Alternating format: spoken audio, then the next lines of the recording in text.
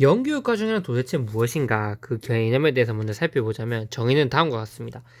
배울 만한 가치가 있음에도 불구하고 어떠한 이유로든 학습자들이 학습 기회를 얻지 못한 그 교육 과정을 영교육 과정이라고 하는 거예요. 배울 만한 가치가 있는데, 그럼 여러분 한번 생각해 보세요. 배울 만한 가치가 있는데 도대체 왜 못 배울까? 그건 첫 번째, 학교라는 것은 시간과 공간의 제약이 있기 때문입니다. 공간적 제약. 즉 무수히 많은 시간, 무한대의 시간을 주면 많은 학습 내용들을 다 배울 수 있겠죠. 근데 시간적으로 우리가 1일 하루에 배울 수 있는 학습량이 정해져 있지 않습니까? 9시부터 뭐 4시 반까지 수업을 하는데 사회에서 중요하다고 생각하는 모든 내용들을 다 배울 수 없어요. 왜? 지식이 끊임없이 변화되고 많은 지식이 계속적으로 쏟아져 나오는데 그 모든 내용 중에서 중요한 부분들이 다 있는데 다 배울 수 있다. 그건 불가능하겠죠. 그래서 어쩔 수 없이 시공간적 제약이 있기 때문에 우리가 연교육 과정은 발생할 수밖에 없어요.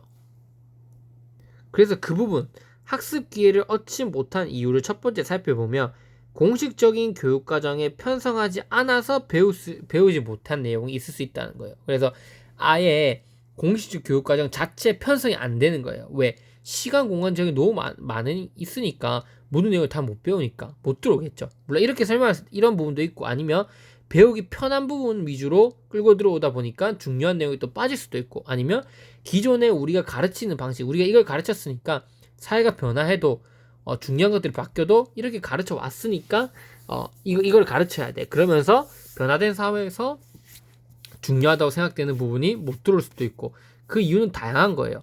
다양한 원인에 의해서 연교육 과정은 발생할 수 있습니다. 근데 첫 번째 이유는 뭐냐면, 중요한 거는 공식적인 교육 과정 자체에 편성이 안 될 수 있다는 거예요. 안 되면서 아이들이 이렇게 배울 내용을 못 배우게 된다. 이게 연교육 과정이 될 수도 있어요. 하지만 중요한 건 뭐냐면, 공식적 교육 과정에 편성되더라도 안으로 공식적 교육 과정 안으로 들어왔어요. 그래서 국어 교과에 예를 들면은 뭐 송민국이라는 작품이 들어왔어요. 그러면 그게 들어왔음에도 불구하고 연교육 과정이 될 수 있다는 거예요. 교육적 가치가 있다고 판단해서 공식적 교육 과정이 들어왔고 교과서까지 실렸는데 연교육 과정이 될 수 있죠. 왜? 학교에서 교사가 안 가르칠 수 있는 거거든요. 교사의 어떤 개인적인 주관적 판단에 의해서, 아니면 교사가 시험에 이건 나오고 이건 안 나온다고 얘기해버리는 것에 의해서, 즉 여러 가지 어떤 상황적 변수에 의해서 공식적 교육 과정이 편성되었다 하더라도 어떠한 이유로든 가르쳐지지 않은 내용이 있을 수 있어요. 그래서 이렇게 공식적 교육 과정에 포함되지 않거나 공식적 교육 과정에 포함되었지만 어떠한 이유로든 교육적 가치가 있음에도 배우지 못한 그 모든 교육 과정을 합해서 영교육 과정이라고 이름을 붙인 거예요. 이렇게 영교육 과정을 만든 것 자체가 뭐냐면, 우리가 한 번쯤 배워야 가르칠 가치가 있는 내용을 빠지고 가지 않았는지 한 번쯤 생각해 본다는 점에서 이 영교육 과정 그 자체로서 의미가 있는 거예요. 그래서 영교육 과정만 가르치자는 게 아니에요. 여기서 핵심 포인트는 한 번쯤 우리가 놓치고 있는 부분은 없는지, 빠지고 있는 부분은 없는지에 대해서 한 번쯤 성찰하고 반성해보고, 빠졌으면 그 내용을 추가시켜서 학습자들이 올바른 방향으로 성장해 나갈 수 있도록 도움을 줘야 된다. 이게 영교육 과정의 핵심 포인트다. 이렇게 설명드릴 수 있습니다. 그래서 핵심 포인트 이 두 가지 꼭 기억해 주시기 바랍니다.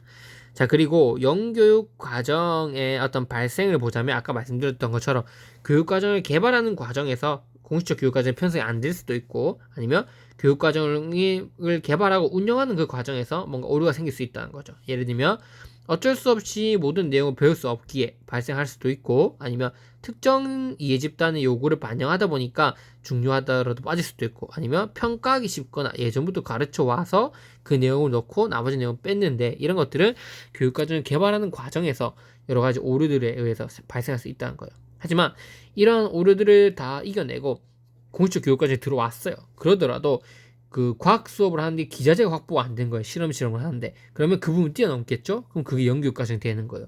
혹은 교사의 주관적 판단. 가르치는 교사가 이 내용은 뭔가 쓸데없어, 필요 없어 해버리면 아이들이 그 내용을 못 배우게 된다는 거죠. 그 다음에 시험 때문에 교사가 이건 시험에 나와 안 나와 해버리면 안 나온다는 것을 아이들이 안 보게 되거든요. 그럼 그게 영교육까지 될 수도 있다는 거죠. 그리고 특정 집단의 이해 집단의 요구가 또 교육까지 운영 과정에서 들어갈 수 있어요. 이러한 이유 때문에 영교육 과정은 다양한 현상에서 이 교육과정 편성시 발생할 수 있다는 거죠. 그래서 아이즈는 이렇게 주장을 합니다. 왜 대부분의 중등학교에서는 영어 4년, 수학 2년, 과학 1, 2년, 역사와 사회를 2, 3년 동안 의무적으로 가르치냐?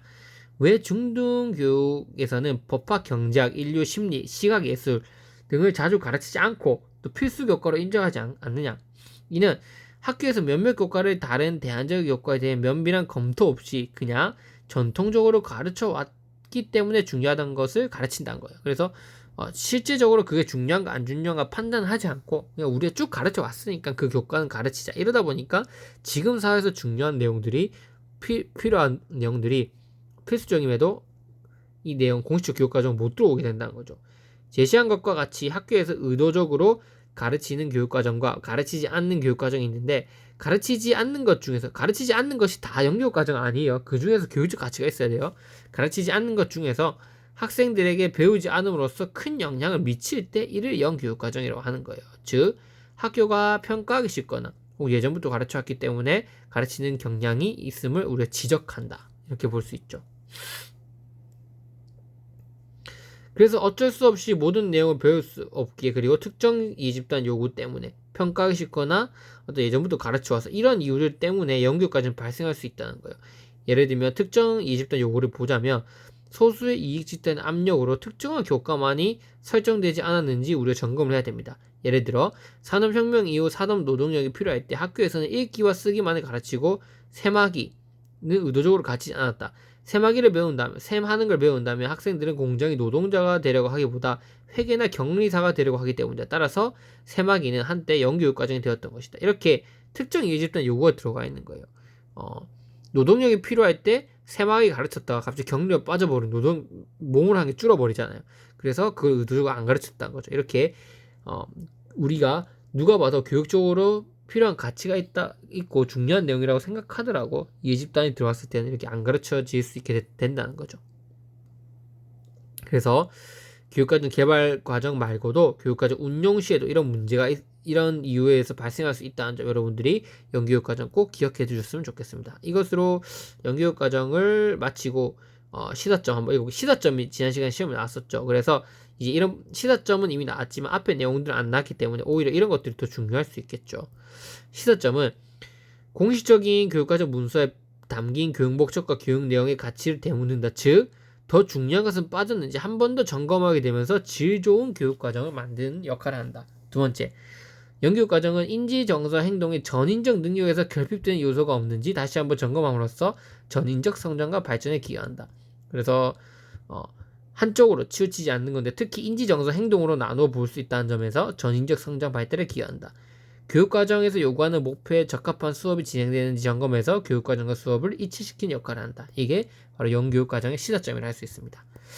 네, 그러면 이제 이렇게 12번 문제를 마무리하고 이번에 15번 문제로 한번 들어가 보도록 하겠습니다. 네, 감사합니다.